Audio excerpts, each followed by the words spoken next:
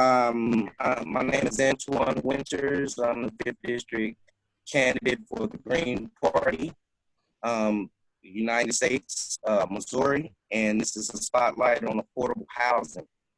This article is by Doug Johnson, and I'd like to give him credit for writing it and for giving me the permission to use it for our spotlight on affordable housing. The steps toward housing equality are rooted, like so many other of our crises, in greed and exploitation. America's affordable housing crisis is showing no signs of slowing. Our many piecemeal attempts to solve the crisis have over and over again proven ineffective. Politicians continue proposing strategies to merely cope with our dysfunctional housing system instead of effectively addressing the system's dysfunction itself. We need a comprehensive plan that identifies and effectively addresses the underlying roots of our dysfunctional housing system. What follows is the basic fundamental blueprint for federal legislation that will do just that, and it's called the Affordable Care Act. There are three major dysfunctional factors driving affordable housing crisis that must be effectively and thoroughly addressed if we are to manifest a housing system that works for everyone. They are investor-induced excessive demand, a lack of supply, and non-productive credit-driven hyperinflation. These drive excessive, unnecessary demand. The organic purpose of housing is to house people. Ideally, the demand for housing will be dictated by the number of people present. The commoditization of housing has greatly and unnecessarily increased housing demand by allowing investors, large and small, to purchase housing in excess of the land and housing they personally need. This in turn greatly and unnecessarily increases demand. The Affordable Housing Forever Act will effectively address this by prioritizing housing of people as a chief purpose of housing, abolishing investments in existing housing, and dismantling our feudalistic property laws. The Affordable Housing Forever Act makes the distinction between credit used to construct new housing units and credit used to purchase existing housing units. This is an important distinction as construction loans are a use of credit in which the benefits of the produced goods outweigh negative impacts of any resulting inflation, while existing home purchase loans produce nothing but half. Hyperinflation, not only existing home sales, but housing prices across the board, made massive loans a necessary average for home buyers, created a perpetually massive income stream for banks, and have turned housing into a speculative market that our Fox economy has become dependent upon. Excessive and unnecessary demand, lack of supply, and excessive inflation are powerful forces when acting alone. When acting together, they are extremely formidable and enable those controlling housing and controlling the money supply to easily take economic advantage of those in need. The Affordable Housing Forever Act is a comprehensive plan that effectively walks away from the ongoing dysfunction of our current housing system and moves to an equitable and comprehensively healthier housing system. Dignified housing is a human right. The secure, dignified housing of people takes priority over profiteering. In the words of Thomas Jefferson, our laws of property have been so far extended as to violate natural right. Taking what one needs and leaving the rest is a cornerstone of sustainability and humane existence. Allowing one set of people to build wealth by not working, but by hoarding housing in order to exploit and profiteer from those who are really out there working and contributing to a society is not just and is a recipe for civil discord. Investment income should never be allowed when it is benefiting the collective or when it creates an impediment for others to the necessities of life. We need to transition to a mixed market economy in which life necessities are protected from the free market. And this is the plan to decommodify affordable housing. Upon passage of the Affordable Housing Forever Act, purchasing of housing for investment is prohibited, because having our dollars connected to the housing market is one of the things that's driving the shortage and driving the cost of homes. So separating housing from the speculative market is an important thing when we talk about affordable housing. That's one thing that we have to do. We have to separate it from the speculative market, which is the stock market. Another thing that we have to do when we talk about affordable housing is make sure that housing is built by demand and not by speculation. We know that so many people are unhomed or unhoused. So we build that number of houses to house that many people. This market that's driven by speculation, they build houses based off of speculation. And that doesn't serve people that need affordable housing, because those houses that they build are built at a speculative price.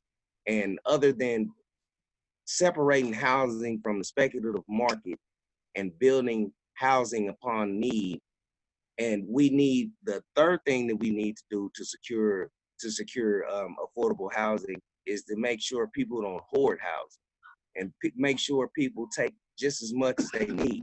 So one of the other things that the Affordable Housing Forever Act considers is prohibiting housing by the person. If you're one person, you only need one house. So that's one of the things that they propose in this legislation, is to limit the housing by person. When you don't have people hoarding resources, then you have more left for the collective. So that makes sense. That in turn would making sure that we don't build housing based on speculation, but on need. And the first thing, separating housing from the speculative market, so it's not something that's based off a profit or something to be exploited. It's something that's just built for need. And those are the keys to affordable housing. Here is a lot like a lot of our other problems with energy independence. It's the same thing, taking something that's for profit and making it, as a necessity. I mean, energy, housing, water, anything that a human needs shouldn't be left for profit. I mean, there's no way that a person should make money off housing. There's no way that a person should make money off of housing or water. Those are needs. Those are human needs. It's a UN human right. Everyone has a human right to water. Everyone in the world has a human right to water. Everyone on the world has a human right to housing. But when people hoard land, then that leaves the rest of us shortchanged. So we need to stop the hoarding of land. We need to stop the speculation of land, and we need to stop unnecessary building, and we can fix the housing crisis. But in turn, we need to defund policing and quote unquote public safety, which takes up 65% of our city budgets nationwide, and reinvest them in affordable housing. So the only way other than federal legislation is if we really reallocate our funds from policing and, oppressive measures to empowerment. Does anybody have any questions?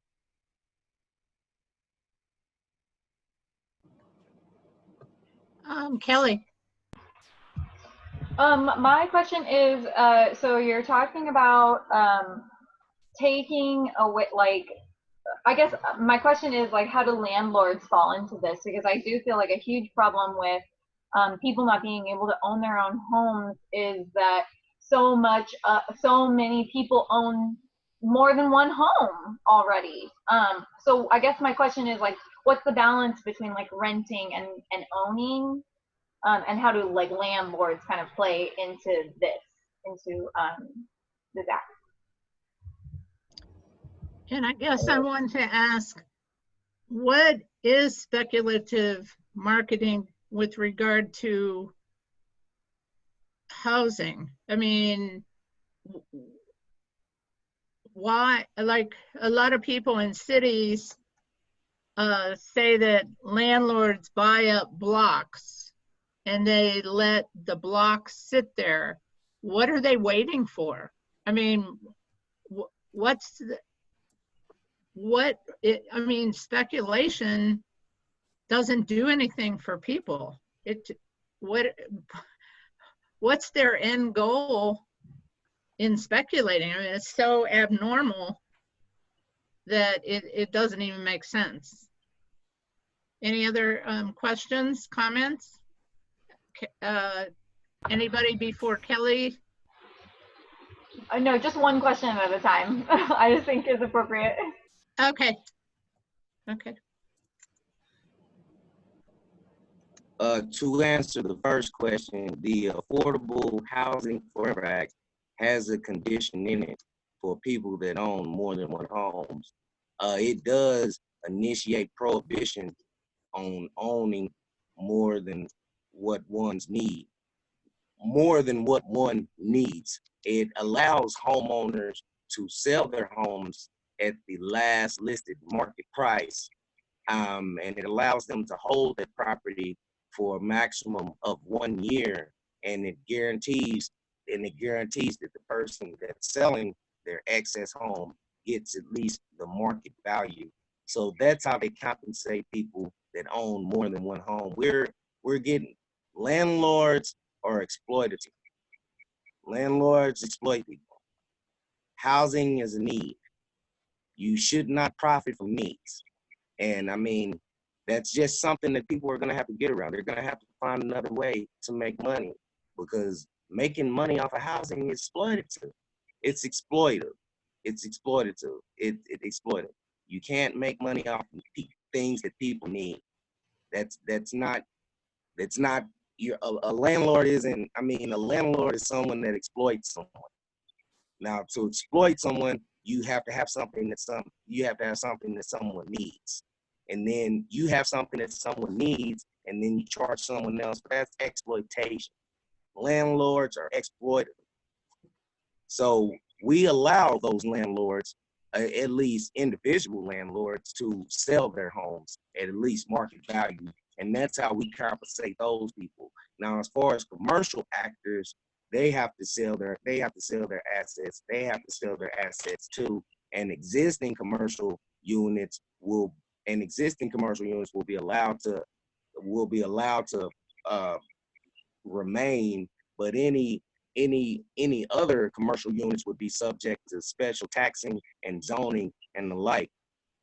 And to move on to your question about as far as what's in it, as far as the speculative market, well, it's exploitation. It goes back into the other question. It's exploitation.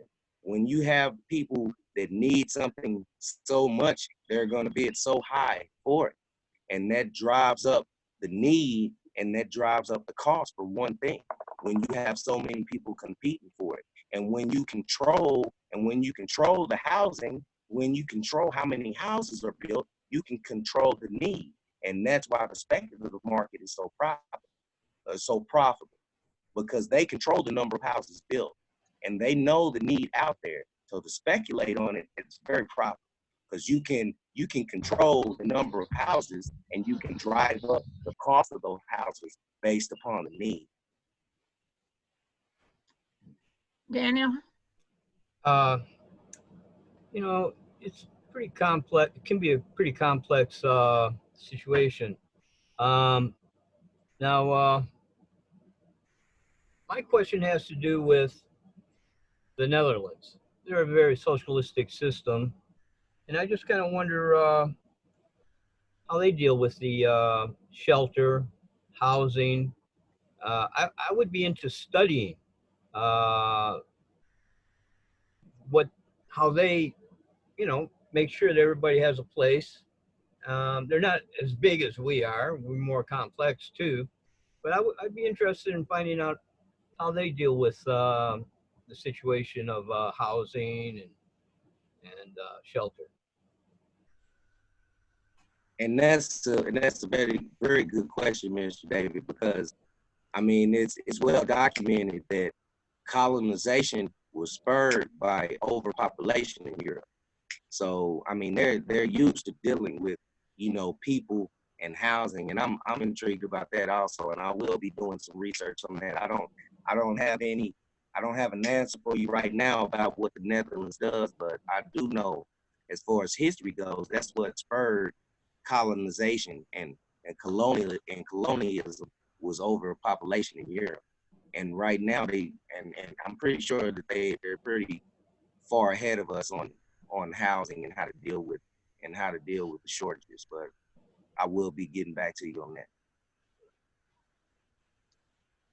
that. Zay? Yeah, does this proposed legislation deal with like housing cooperatives at all? People getting together to own apartment building that they live in? Or No, neighborhood? it doesn't have language that, I mean, like commercial apartment buildings. I'm following you, like commercial apartment buildings, and once we prohibit exploitation of housing, it doesn't have recourse for people that are currently staying in commercial housing buildings.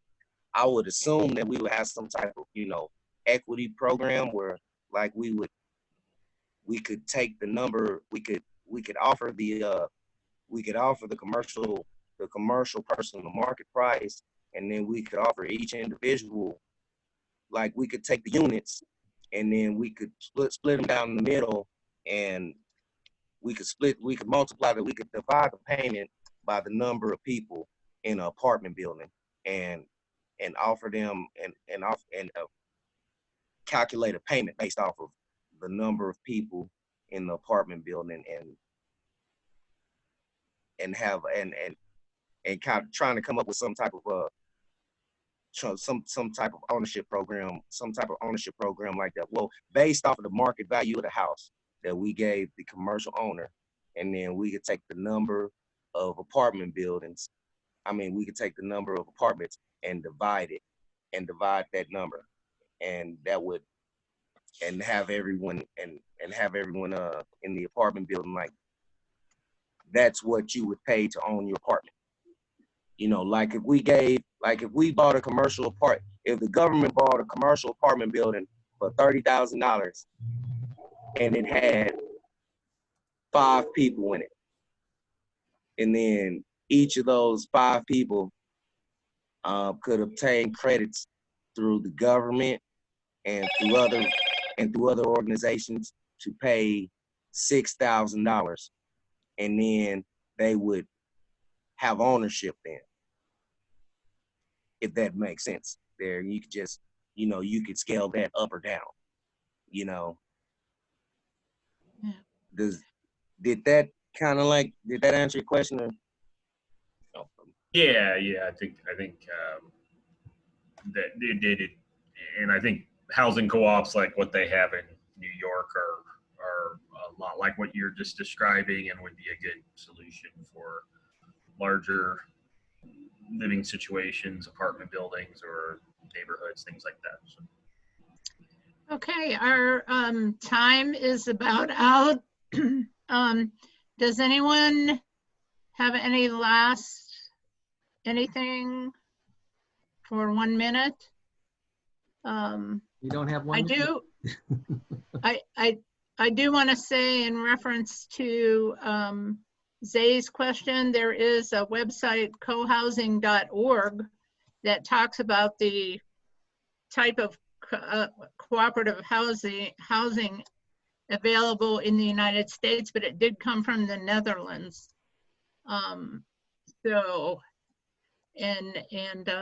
Anyway, if anybody wants to investigate that. But thank you so much, Antwain. That was, for people like me that don't understand economics, that was a good teaching thing for me. So thank you.